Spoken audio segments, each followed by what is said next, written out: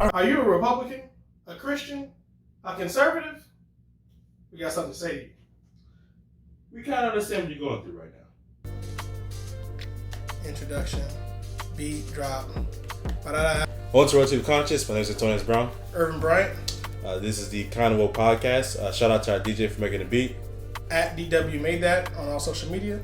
All right. First off, we want to say you're not crazy. All right. A lot of people want to call the other side lunatics, but the fact of the matter is, businesses, large and small, are burning. Yeah. So the images from Portland. Yeah. The images from Kenosha. Or way back at the beginning of all this, when that precinct in Minnesota burned down. It's a very... Yeah, it's startling. And stuff, you should not burn things down. This is against the law. People are breaking the law. Corona's got everything on lockdown. Yes. And protesters are disobeying lockdowns and curfews. So you're not crazy on that one either. Yeah. So it's erosion, as we would call old-fashioned law and order. Rule of law and order, it's not really happening. And then you got people saying all kind of stuff like defund the police. Abolish the police. ACAB, all cops are bastards. Yeah. People saying, down with capitalism, eat the rich, kill your masters. This is not typical American fare. Yeah, it feels like something out of a far left fever dream type of deal. Yeah. And I've been called out of my name before, but I've never been called a Karen. And I don't know how people, how you can deal with that. It could be shocking.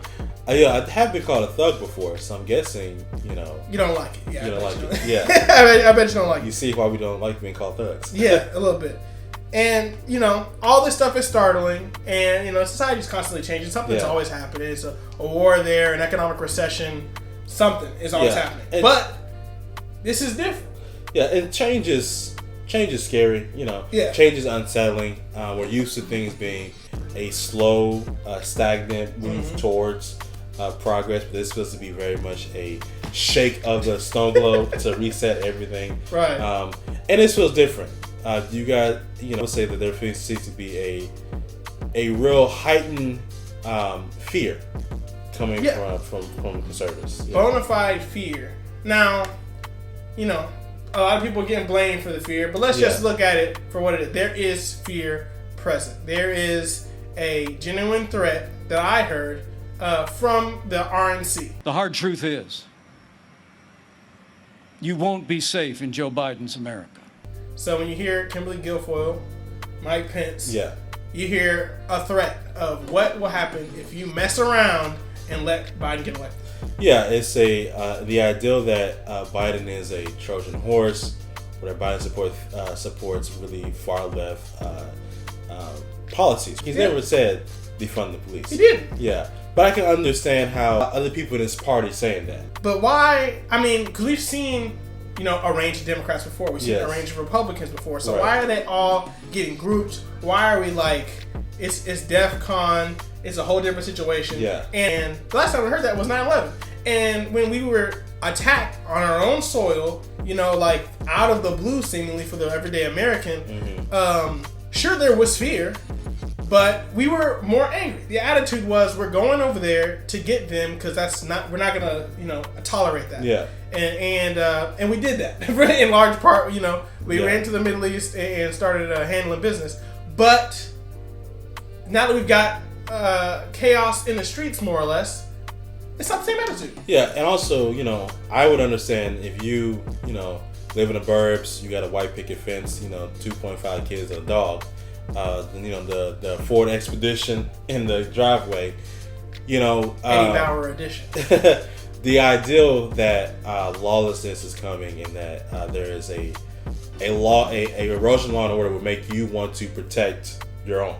Bands of roving marauders, barbarians, savages running around, snatching people up, beating them down, burning things. People are literally wearing Joker masks and costumes. It feels like something that you don't see happen in America that you see happen somewhere else, or something that we're told doesn't happen in America. Right. Yeah. It feels like the Joker, a movie. Yeah. I've seen The Dark Knight. Yeah. I've seen Red Dawn. Yeah. It's a movie. I've seen these things happen in fiction. Now it's reality.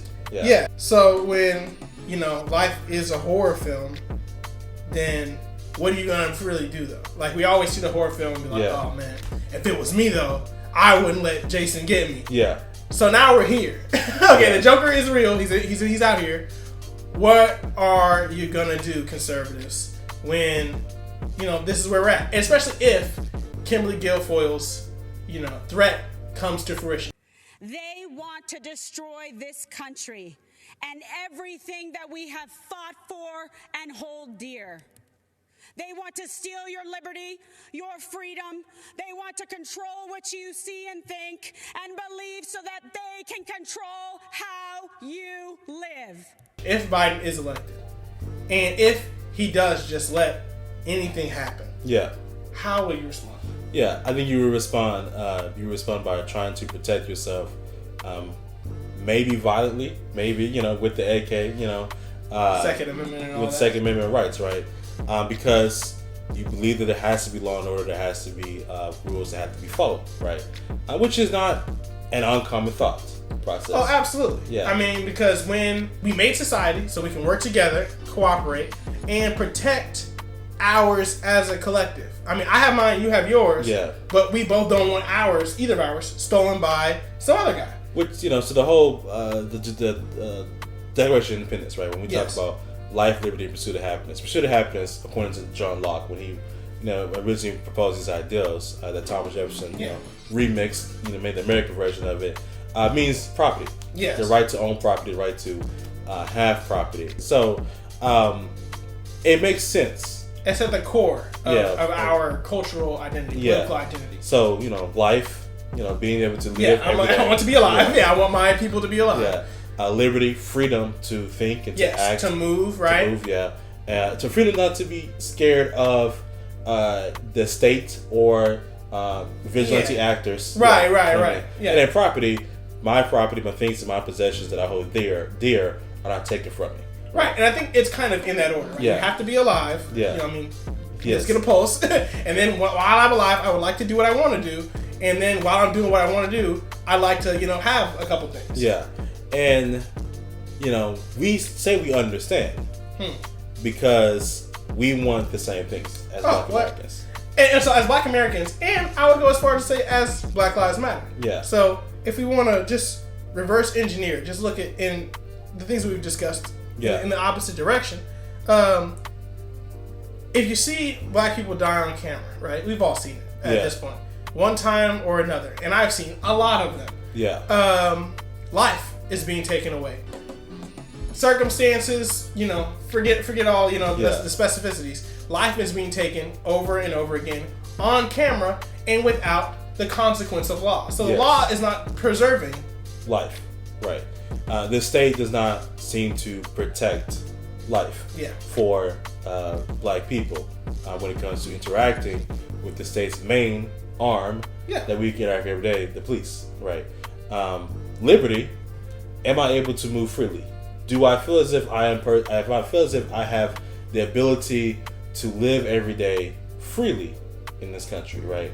Especially with the excuse or the argument being, oh, if you hadn't done X, then you would not be dead. Well, then I'm not free to be angry with the police as people do, or to protest, any police doing any particular thing, or to be afraid because they're afraid, so they're killing because policing is dangerous, and I'm afraid because he's got a gun. So we're all a little scared, and I've watched a few Black people die on camera. Or like just liberty to, the criminal justice system, locks us up at a ridiculous rate, right? And so, off rip, I'm going to, dispel the notion that Black people are just more. We're not predisposed to crime. Right? Yeah, that's racist. Cut it out.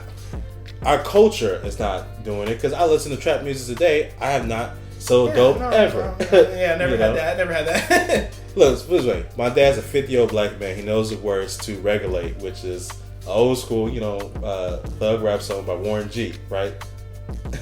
All of my neighbors. We're in Texas right yes. now. We all know I shot the sheriff. How many of us have ever shot the sheriff? Right. Yeah. Culture, I don't think, is what causes this, right? So I think that it's the state has a engineered system, which, hey, Joe Biden was the author of the 94 crime bill, right? So Democrats there's blame to go around, right? But liberty seemed to be taken oftentimes for the most frivolous of infractions. And if that's the case, then do I have liberty to move freely? Right. And in the case of black people, right, when you have the rights to life, liberty, and property, yes, or the pursuit of happiness, either way, as a people who once were considered property, we are largely dispossessed of it. I mean, if you know anything about America, if you've been here for 2 seconds, yes, black people are not the rich yes, race. Like that's not us. There are exceptions to the rule. Absolutely. Right. But if you look at whole scale, we can put the graphs up on the bar. The wealth of black families is significantly lower. Wealth, education, all the things that make you a higher class. Yeah. That's not us. Yeah, we just do not have the property. Oh, yeah. I mean, we could make a whole other video about all the different ways that we've been dispossessed of land that we either had, like owned ourselves, or worked. The military has done us dirty. Yeah. Education system.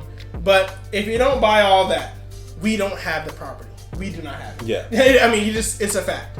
And so life, liberty, property, the pursuit of happiness are by and large taken away from us. And so in the same way that you gotta take up arms. I mean, Second Amendment. Let's go to the State House. Yeah. Let's Kyle Rittenhouse defend what is property. Yeah. Yeah. You gotta protect what you believe you have a right to.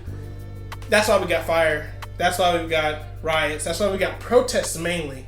The real BLM, the real activists are protesting and less rioting. And these are people who are at their wits' end. And if there is no law and order, I gotta take it into my own hands. Yeah, and I want to, really touch on the fact that there is a law and order for it, because, at the basis of Black Lives Matter, it is prosecute the police is the main thing we want, right? So defund the police is catchy, people will say it, but it's a phrase, and no one actually really if you actually ask people what defund the police means, very few know what that actually means, right? Or abolish, don't know what that actually means. ACOB is just catchy. People like to make other people angry, right? Fuck the police is a hit song. Yeah. So, I mean, some of this stuff is just catchy. Yeah, it's just catchy. It's anti-establishment. Look, you guys love another brick in the wall, right? So, there's anti-establishment songs that are about this rebellion is cool. Yeah, against the state. But the main driving goal, when people say arrest the killers of Breonna Taylor, which the surrounding elements of that we can get into at some point, but the main issue is that prosecute the police. Prosecute the police, right?